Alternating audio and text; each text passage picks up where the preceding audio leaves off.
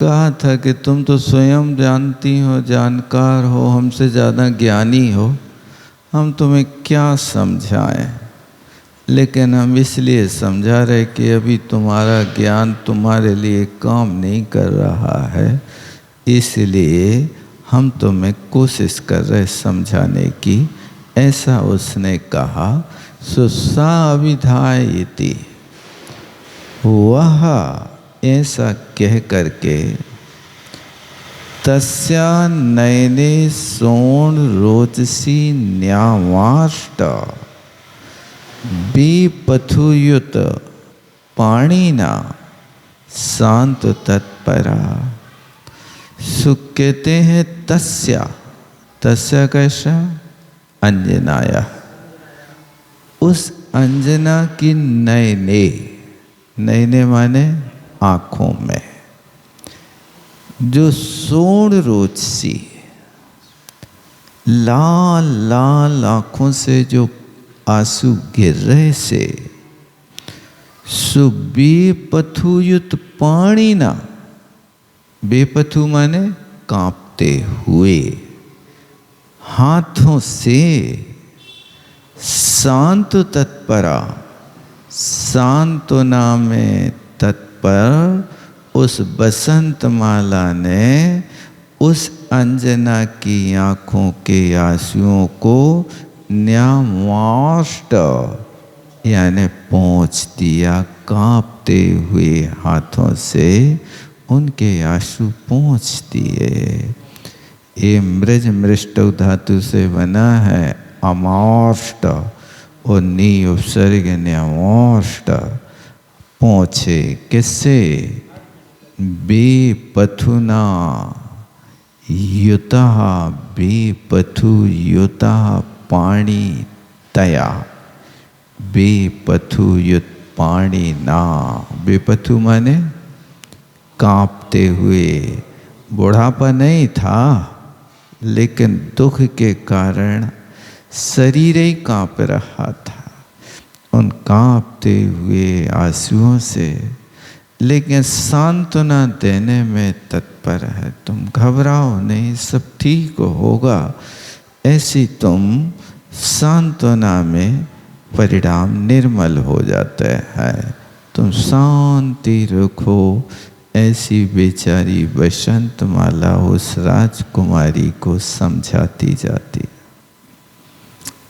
भूयश्चोचे प्रदेशोयम, ऐसा बार बार समझाया और कहा, हे देवी,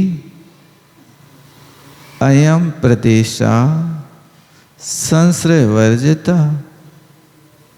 ऐसा उनने कहा कि हे बहन, हे देवी जी, अपन जहाँ ठहरे हैं ना, यहाँ कोई आश्रय नहीं। संश्रय वर्जिता माने निराश्रित क्षेत्र है, संश्रय से वर्जित।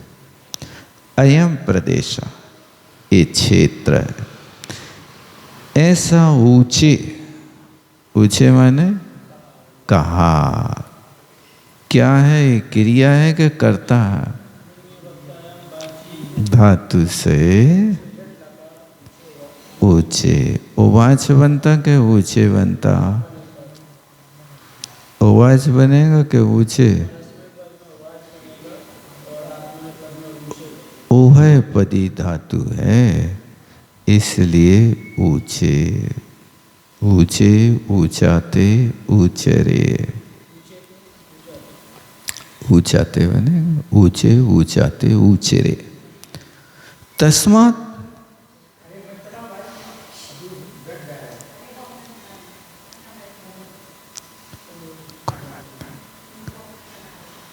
विकल्प नहीं करो।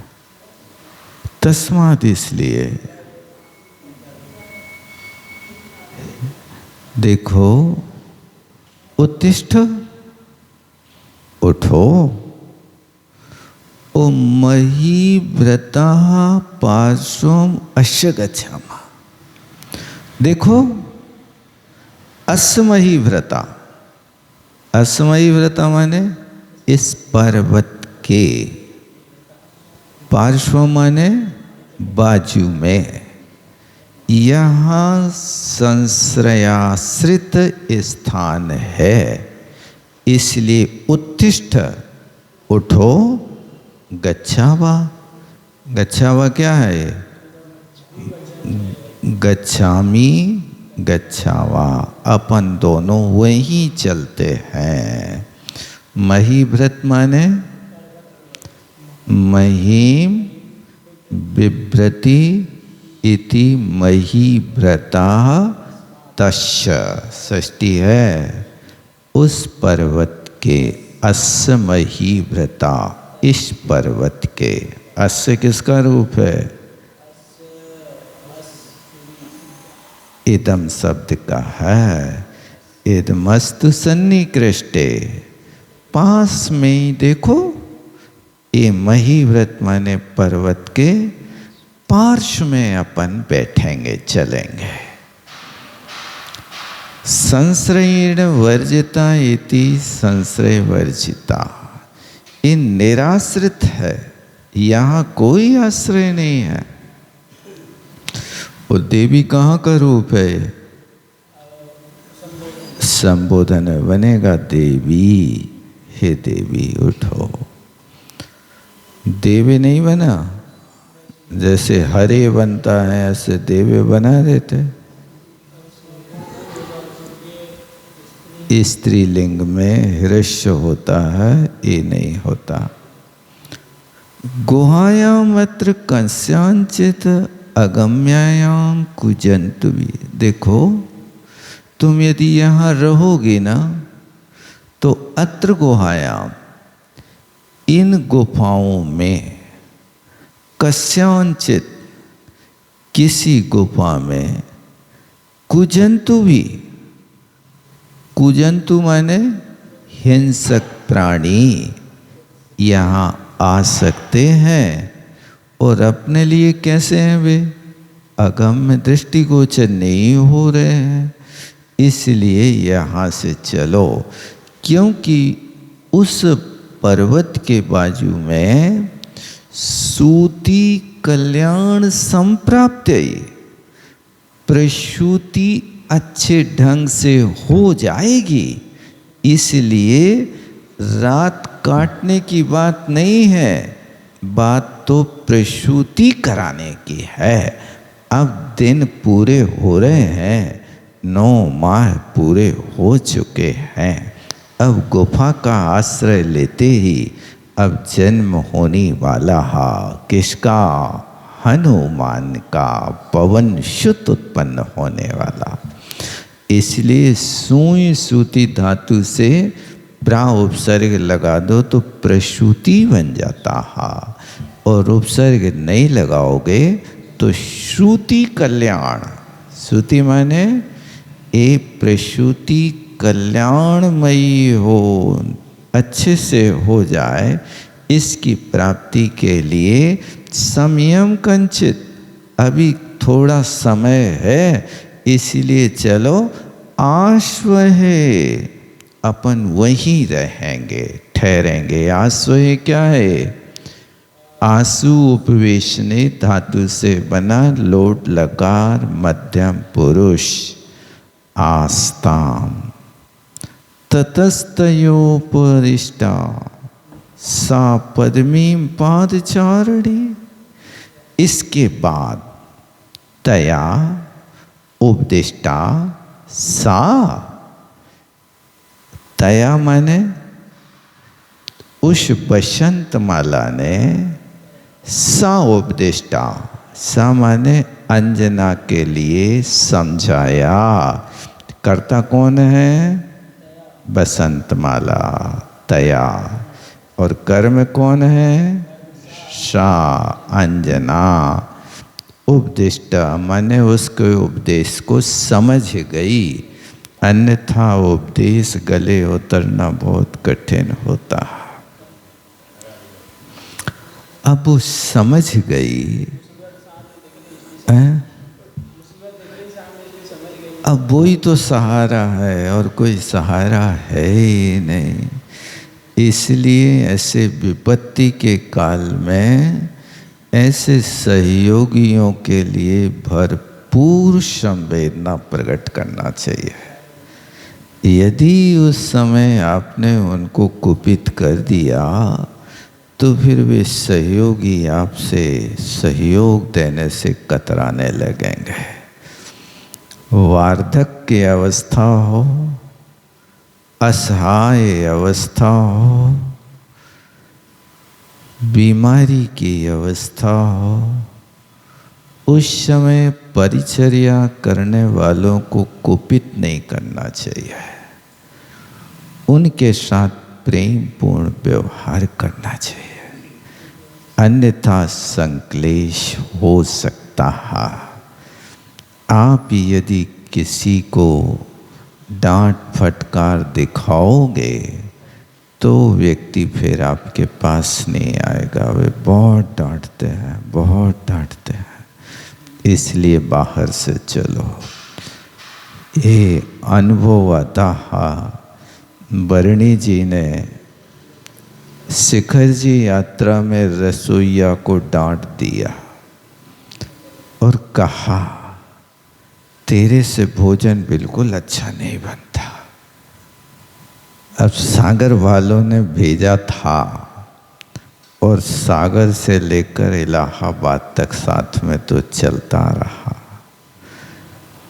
और ये है कि जो कर्मचारी रोज रोज भोजन बनाते हैं उनके हाथ का भोजन का स्वाद बिगड़ जाता है। कैंटीन वगैरह की बात अलग होती है, होटल की बात अलग होती है, लेकिन संस्थाओं में काम करने वाले लोगों के हाथों में पता नहीं क्या होता है। सब कुछ उपलब्ध होने पर भी स्वाद ही नहीं आता है। कितनी अच्छी वस्तु बनाए हैं वो।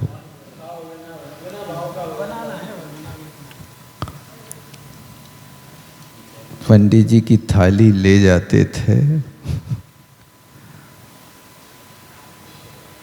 तो वे सब कटोरी देखते थे। एक दिन दाल की कटोरी में चम्मच डाली। काहे भाई, क्या दाल को पानी लाएगा? द्वार के दर्शन तो कराते थे, दर्शन ही नहीं हो। अब वो क्या होता था, परोसने वाला भी नया होता, थाली ले जाता था भोजनशाला से उनके कमरे में, वे तो चल नहीं पाते थे।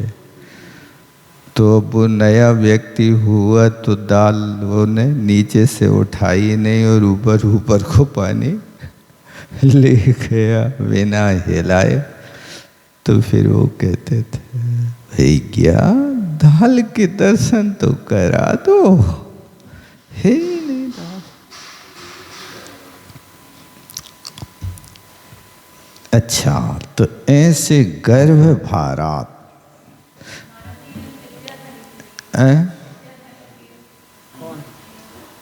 विद्याधर तो थे। विद्या का प्रयोग देखो, लिख रहे ना, पदवीं पादचारिणीं गर्भभारात् व्यचारम असमर्था निषेध। यानी गर्भ की भार से इतनी पीड़ित हो गई कि वो आकाश में चलने में समर्थ नहीं हुई। ये कहा, इसलिए पदवी पादचारिणी, वो पैदल पैदल ही उस मार्ग पर चलने लगी।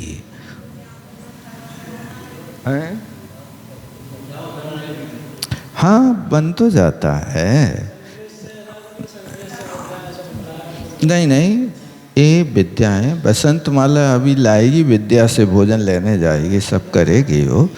अभी तो वैसे बात है कि वो फिर कहा ना, असमहि व्रता पार्श्व, यही पर्वत के बाजू में तो चलना है, ज़्यादा दूर नहीं जाना ना। यदि कोई लंबा रास्ता होवे तो बात अलग है। अब कुछ परिस्थितियां हैं जहां विद्या का प्रयोग नहीं किया जाता है। अब चाहती तो विद्या के प्रभाव से राजमहल में घुस जाती तो कौन रोकने वाला था। लेकिन मर्यादा हर चीज की है, मर्यादा का उल्लंघन नहीं हो सकता। अनुयान्ति महारण्य वह समियागिरि मतलब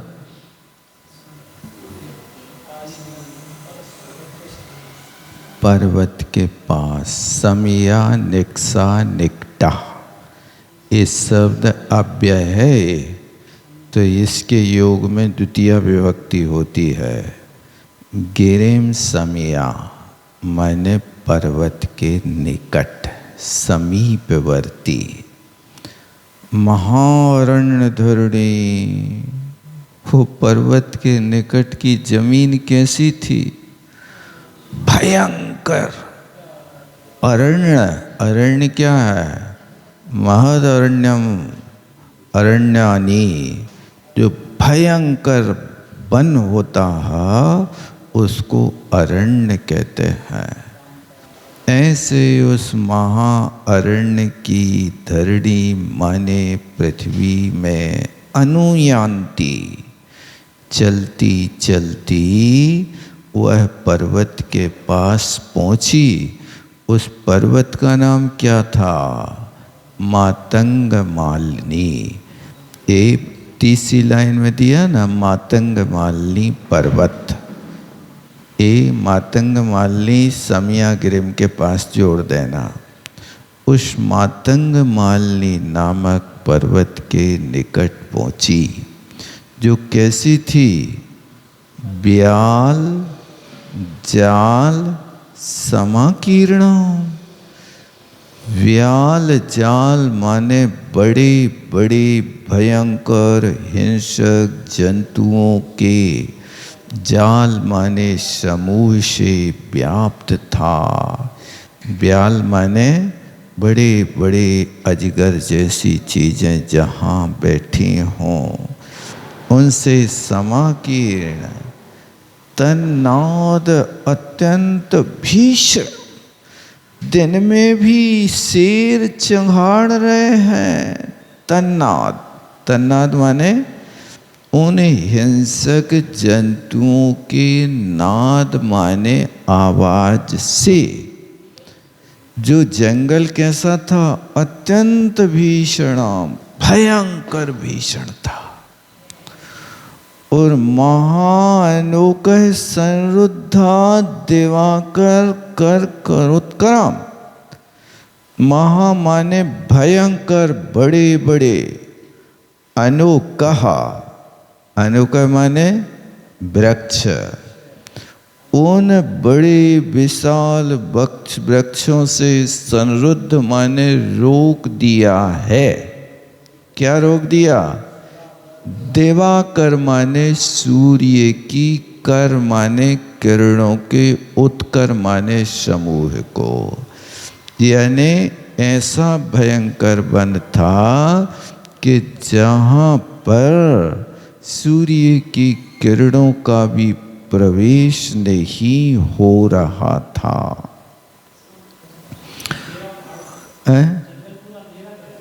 हाँ, ऐसे कुछ स्थान हैं कि जहाँ पर घनघोर अंधेरा होता है। शिखर जी में भी पहाड़ के भीतर चले जाओ तो वहाँ पर सूर्य की किरणें नहीं आती हैं।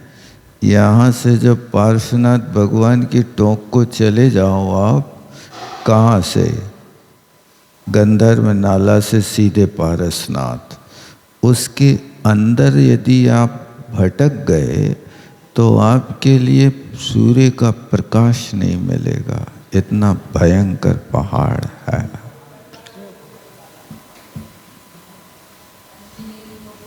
उसमें जो शॉर्ट रास्ता से जाते हैं ना, शॉर्टकट, उसमें ये होता है। वो सूर्य की किरणें नहीं पहुंचती, इसलिए वहाँ पर गीली जमीन बनी रहती है, मिट्टी खिसलते हैं गर्मियों में भी। अरे काय को परिक्रमा में, ऐसे ही पहाड़ पे जाओ ना, गंधर्व नाला से पारसनाथ यदि चले जाओ तो हम लोग प्राय करके गंधर्व नाले से सीधे पारसनाथ जाते थे। ये चढ़ लेते थे, यहाँ से वंदना फिर ऐसे ही चालू करते थे। हाँ, क्योंकि यहाँ से खाली मिल जाता था स्थान और वहाँ से भीड़ रहती थी सीढ़ियाँ चढ़ने में, तो पहले पारसनाथ जाते थे, फिर वहाँ से सब उल्टी वंदना करते थे। पारसनाथ से बाद में गढ़।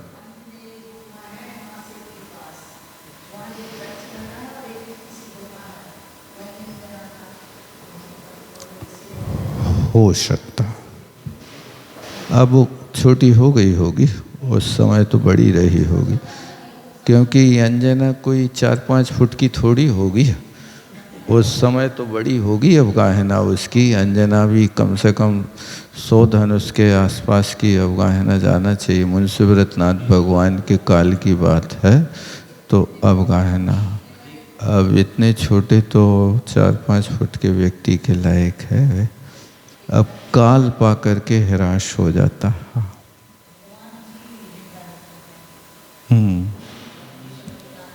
है सब स्थान, लेकिन अब ये यहाँ नहीं आएगी नासिक, क्योंकि ये काल्पनिक होगी। वो विजयार्थ पर्वत की श्रेणियों का स्थान है। होगी कोई और नाम के होंगे, लेकिन वो जो अपन घटना पढ़ रहे हैं ना, ये विद्याधरों की विजयार्थ पर्वत की श्रेणी आदित्यपुर। अभी आपने देखा ना कि मान सरोवर के पास ये आदित्यपुर है और वहाँ पर महेंद्र नगर है, महेंद्रपुर है। तो ये अपने यहाँ की भूमि नहीं है, ये नासिक वगैरह तो ये अपने यहाँ के हैं।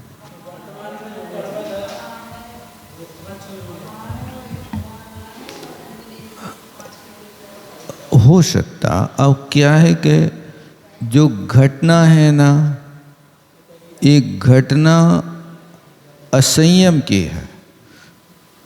अपने यहाँ विद्याधरों के राजा दीक्षा लेकर के अपने क्षेत्रों में विहार किया, जैसे इंद्रजीत और कुंभकर्ण है, विद्याधरों की श्रेणियों में रहने वाले लंका के रहने वाले थे, लेकिन बिहार करके जे आए तो 52 गजा से मोक्ष गए। वहाँ से बिहार किया तो यहाँ तुम्हारे राम, हनु, सुग्रीव, सुडील सब विद्याधर हैं। एक कोई भी कर्मभूमि के अपने यहाँ के नहीं हैं, लेकिन भी आकर के वहाँ से मुनि बन कर के यहाँ काम तपस्या करी है। इतना तो हुआ है, लेकिन कोई असंयमी की गुफा बनी हो ये देखने में नहीं आई। वो जरूर था, वहाँ एक लॉजिक लगता था कि इंद्रजीत और कुंभकर्ण ने वहाँ से चल कर के यहाँ तपस्या करी, तो मंदोदरी भी उनके साथ आ गई। तो 52 गजा में इंद्रजीत और कुंभकर्ण की पहाड़ी के सामने एक पहाड़ी बनी, जहाँ मंदोदरी की गुफा है, मतलब महल है, गुफा नहीं महल है। तो उस पहाड़ी पे अलग से चढ़ कर के जाना पड़ता है। पीछे काहे को, यहीं जहाँ बड़े भगवान है ना, बड़े भगवान से सामने दिखती है, तो वहाँ पहाड़ दूसरा जो बीच में से नाला टाइप का है, फिर उस पार चले जाते हैं। अब आ गए, अभी लड़का तो है सगो, तो सगे लड़का के लाने वहाँ से आकर के यहाँ आके रहने लगे।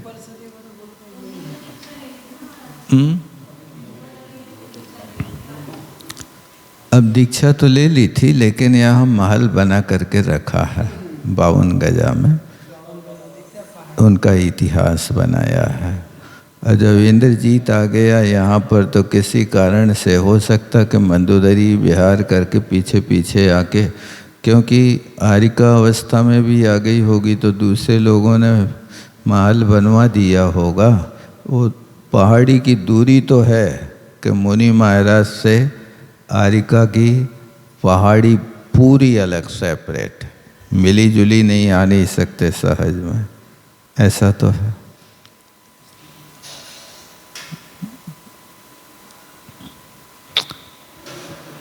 तो देखो क्या कह रहे हैं, सूर्य की किरणों को भी वहाँ के महावृक्षों ने रोक रखा। महीभृत पाद संकीर्णा। अब और क्या, वहाँ की जो महीभृत माने पर्वत है, उस पर्वत की छोटी छोटी पहाड़ियों से युक्त है।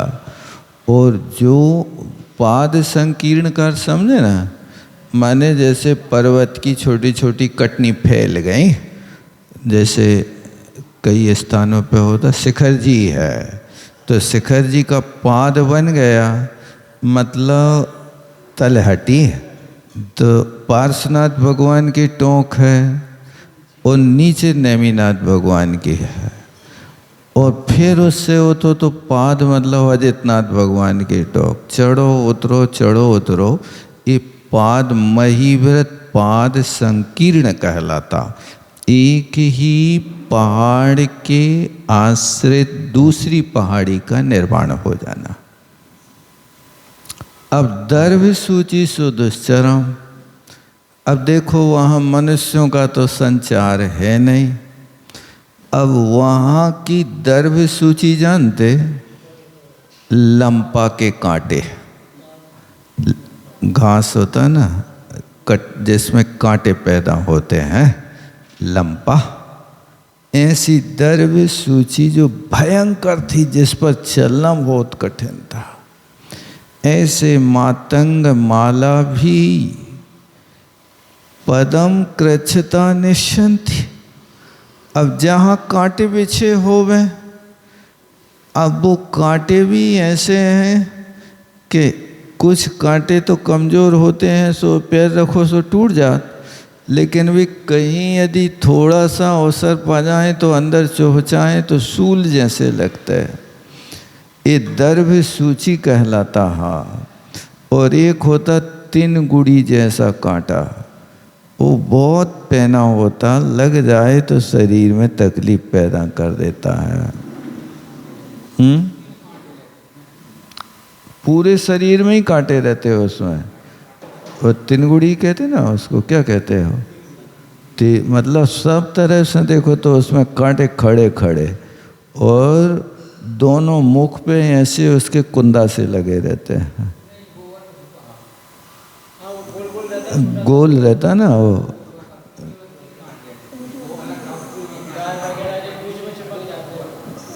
अच्छा, हो सकता दूसरी हो, कहीं भी चिपकते हो तो कष्टप्रद होता है। तो कहते पदम कृच्छता निश्चंती।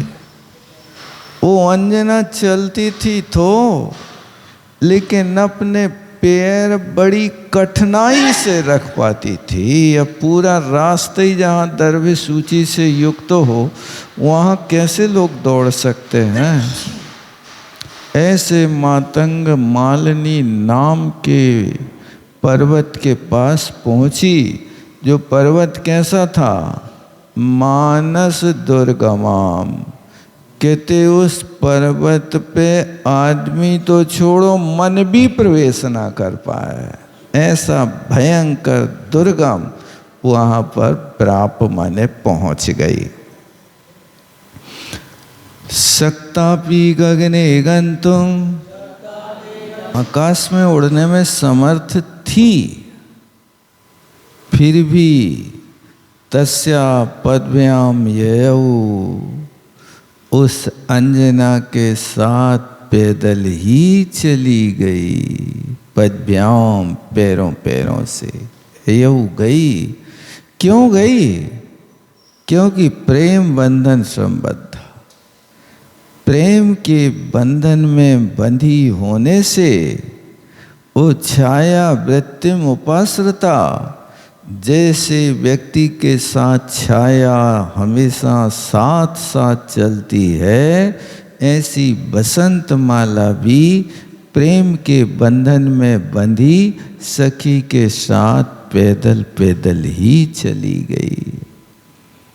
भयानकाम तथा ताम असौ संकटाम अटवीं प्राप। सो कहते हैं तथा इसके बाद असौ भयान काम संकटाट भीम, वह भयानक जिसमें चारों ओर संकटों से घिरी ऐसी उस अटवी को प्राप्त कर लिया। लेकिन उस अटवी में जाकर के बीप माना समस्तांगा, जिसका सारा का सारा शरीर थर थर कांप रहा है। बीप माना बीपते इति, बीप माना कंप माना इत्यर्था। समस्तांगा माने शरीर का कोई भी अंग कंपन से बचा नहीं था। ऐसी किसी दिशा में उस पर्वत में आ गई।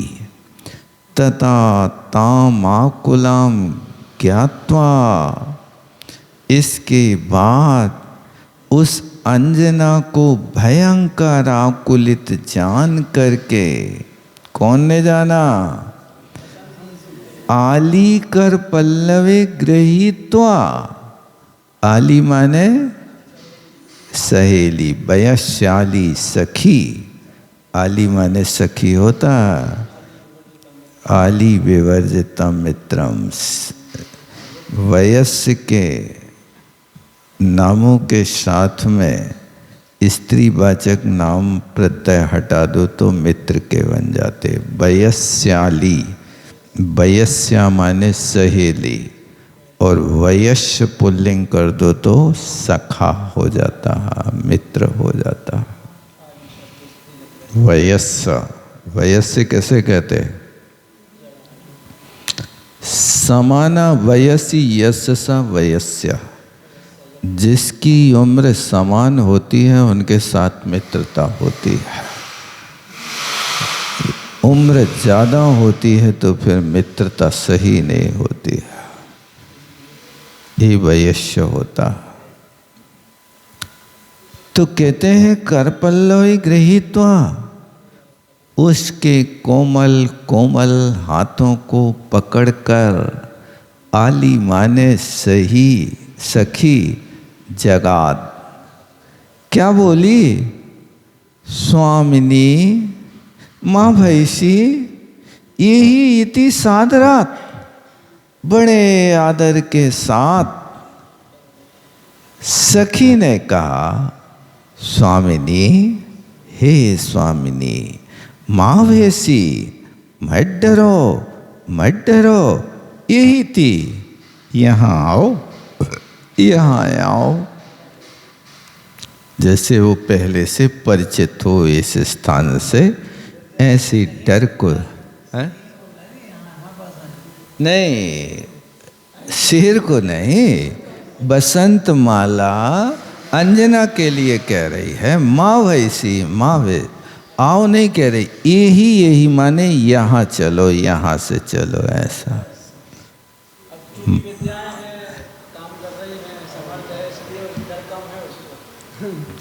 अब इनके पास विद्याएं रहती हैं इसलिए डर नहीं होता है,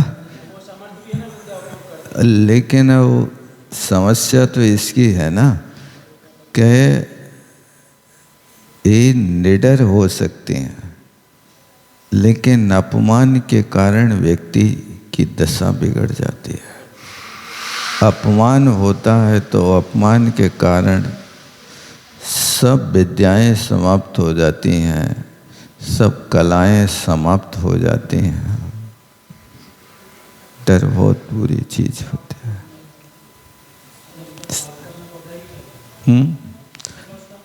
पाप कर्म का उदय तो है ही, तब तो बेचारे दर दर की ठोकरें खा रहे हैं। पुण्य के उदय में तो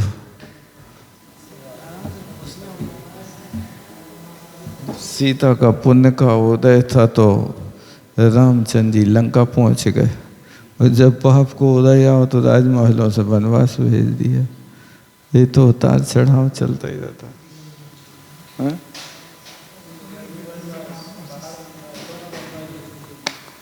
एक सीता कहलाने अक्षौहिणी प्रमाण सेना का संहार कर डाला। अब घर में वो सीता बैठी है, अब उसी को धक्का मार के बाहर निकाल रहे, जाओ अब तुम नहीं रह सकते हो। ये पुण्य और पाप का तो खेल है भैया। वो तो है, बदलता रहता है इसलिए।